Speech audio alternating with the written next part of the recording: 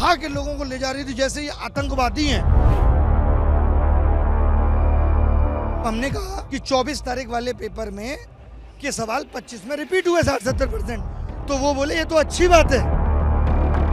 Railway की पिछले 5 साल से कोई भर्ती नहीं है, फीमेल टीचर्स तक को हाथ खींच करके ले गए। ने उनसे ये नहीं पूछा कि एडिक्विटी पहले ब्लैकलिस्ट हो चुकी है, उसको फिर से टेंडर क्यों दिया गया। इस पर उनका कहना था कि हर सेंटर पे जा के थोड़ी देखेंगे कि सेंटर है कि नहीं। 55,000 बच्चों के साथ अनफेयर हुआ है, ये वो खुद मानते हैं। सारी कैटेगरीज के टीचर आए हुए थे कि हर एक सरकारी पेपर में दिक्कत है। उनका कहना है कि 10% लोगों के साथ गलत हुआ है, ये हमें पता है। तो देश भर के टीचरों की ओर से कॉल था, सभी दिल्ली में इकट्ठा होने वाले थे। मुद्दा था कि वो लोग डीओपीटी दफ्तर जाना था, वहाँ के मंत्री जितेंद्र सिंह से मुलाकात थी। मुद्दा था कि जो एसएससी से जुड़ी जो भी परेशानियां हैं, क्योंकि कई छात्र ऐसे हैं जो कंप्लेन कर रहे थे कि वो जब एग्जाम देने गए तो वहाँ पर इंटरनेट कनेक्शन नहीं था, वेरिफिकेशन का प्रॉब्लम था, एग्जाम पेपर सही से नहीं कंडक्ट कर पाए। आज 31 तारीख को कॉल दी थी टीचर्स की ओर से, देश भर के टीचर दिल्ली में इकट्ठा हुए थे। वो लोग डीओपीटी दफ्तर की ओर बढ़ रहे थे, बीच में ही पुलिस ने रोक लिया, कई लोगों को डिटेन कर लिया और इकलौते कुछ ही टीचर्स अभी बचे हैं, बाकी लोगों को डिटेन कर लिया गया। सुबह जो हुआ पहले वो बताइए, क्योंकि हम भी थे, आप भी थे, आप चलते हुए आ रहे थे, पुलिस ने ये भी कहा कि 4 लोगों को जाने देंगे, आप लोग एग्री भी हो गए, लेकिन उसके बाद एकदम से गाड़ी आती सबको भर के ले जाती। पहले यही बात हुई थी और फोन पे ही हो गई थी कि भाई आप मिलना चाहते हैं, तो पहले हुआ आपने 200 लोगों को बुलाया, बुलाने से पहले बताया क्यों नहीं। हमने कहा अब तो आ गया मिलने, तो ठीक है हम नीचे एक आदमी भेजेंगे, उसको आप बताइए आपकी समस्या क्या है, तो हम आपको मिलने बुला लेंगे। जब वहाँ गए तो पुलिस ने खुद बोला कि ठीक है 4 लोग आप चलो अंदर, और वहाँ पे खड़ा किया गया। फिर प्लानिंग से क्या किया गया, रस्सी डाल दी गई और उतनी देर में ही 2-3 गाड़ियाँ बसेज आई पुलिस की, और ऐसे उठा के लोगों को ले जा रही थी जैसे ये आतंकवादी हैं।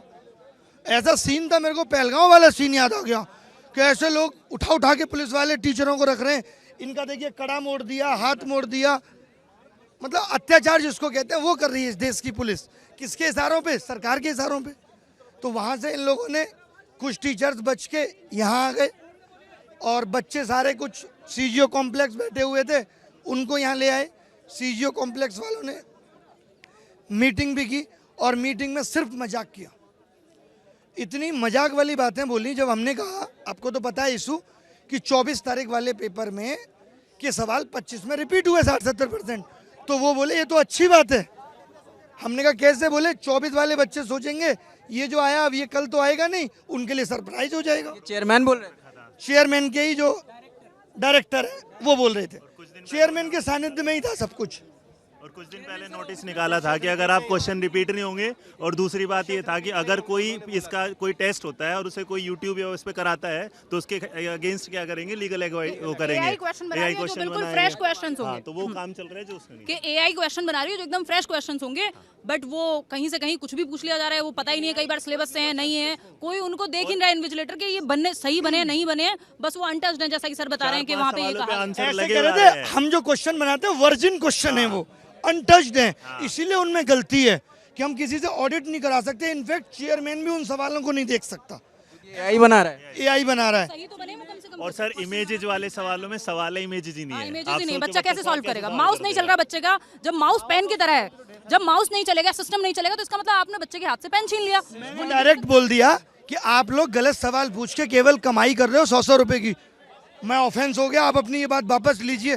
ना मेरी जेब में पैसा जा रहा है, सरकार को जा रहा है, उससे रोड बन रही है।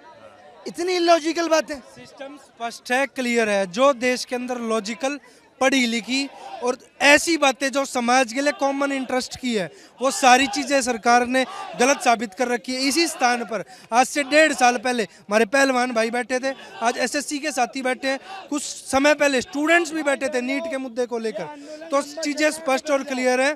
सरकार एग्ज़ाम को कराने में, कंडक्ट कराने में अनसेटिस्फाइड, अनफुलफिल्ड है चीज़ों को, जिसका लेकर आज छात्र यहाँ बैठे। और आक्रोश ये यहाँ खत्म होने वाला नहीं है, ये लड़ाई लंबी है। लड़ाई जब तक है जब तक न्याय नहीं मिलेगा। रजत जी ये बात सिर्फ जो है एसएससी की नहीं थी, सर ने कहा कि सारे टीचर्स, मैं शिक्षक भर्ती परीक्षा के लिए पढ़ाती हूँ, वहाँ यूपी में आप जानते हैं 7 साल से भर्ती नहीं है, 2 बार मैं प्रयागराज जा चुकी हूँ, अलग अलग रेलवे के टीचर्स आए हुए थे, सारी कैटेगरीज के टीचर आए हुए थे कि हर एक सरकारी पेपर में दिक्कत है, या तो नोटिफिकेशन नहीं निकलता, कैलेंडर नहीं है, जहाँ है वहाँ पेपर ठीक से नहीं होता। तो ये पेपर ठीक से कराने की जिम्मेदारी टीचर की थोड़ी है, टीचर की जिम्मेदारी पढ़ाने की है और बच्चे की जिम्मेदारी है पढ़ने की।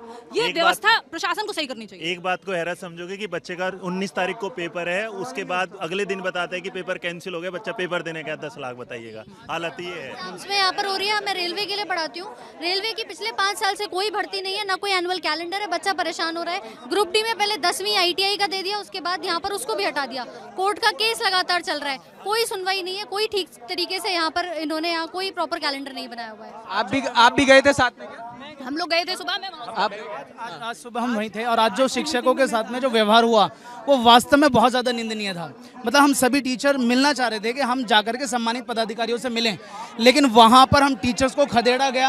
आप यकीन मानेंगे वहाँ कांस्टेबल्स हमें डंडा मार मार के भगा रहे थे। हमारा दोष क्या है? हम सिर्फ ये तो कह रहे थे कि हमारी कुछ डिमांड्स हैं, कुछ लूप होल है, आप उन्हें कम कर लीजिए, बच्चा परेशान है। लेकिन हम टीचर्स को भगाया गया। मतलब हमारे पैर में लाठी लगी, बाकी कुछ टीचर्स हैं उनके पैर, कुछ एक फीमेल टीचर थी जिनका नखून उतर गया हाथ का, ये बर्बरता थी। और कुछ फीमेल टीचर को डिटेन भी किया गया। फीमेल टीचर्स तक को हाथ खींच करके लेके गए, नीतू मैम को लेकर गए। हम जैसे तैसे बच गए और उसके बाद हम यहाँ पर ताकि बच्चों को बता पाए, तब ये बच्चा आया यहाँ पर। मतलब पुलिस इस रिस्पॉन्सिबिलिटी देखो, मैं सबसे पहले सुबह चांटा पड़ा, उसके बाद कैसे भी बच के चांटा पड़ा पुलिस से, मेरे को खुद को, आपको पड़ा को। उसके बाद हम गए SSC ऑफिस, जब गए, जब अंदर मीटिंग हुई, मैं मीटिंग में था।